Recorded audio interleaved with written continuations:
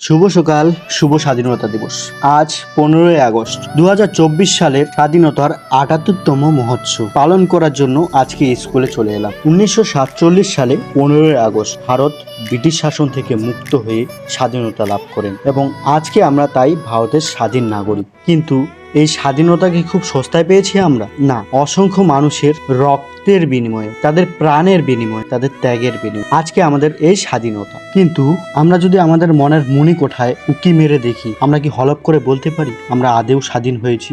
এটিই ভাবার আজকের দিন। আজকের তারিখেও ভারতবর্ষ মানে দেশ স্বাধীনের এতগুলি বছর পেরিয়ে যাওয়ার পরেও এখনো দুর্নীতি, দারিদ্রতা, নারী নির্যাতনের মতো সমস্যা আমাদের মধ্যে রয়েছে। আমরা কিন্তু এই ভারতবর্ষ থেকেই আরো উৎকৃষ্ট ভারতবর্ষ পেতে পারি। আর সেটা পাওয়ার জন্য আমাদের কি করতে হবে? প্রত্যেকটা দিন ভাবতে হবে, লড়তে হবে এবং করতেই হবে। আর এই 15ই আগস্টের দিনটা আমাদের একটা রিমাইন্ডার, আমাদেরকে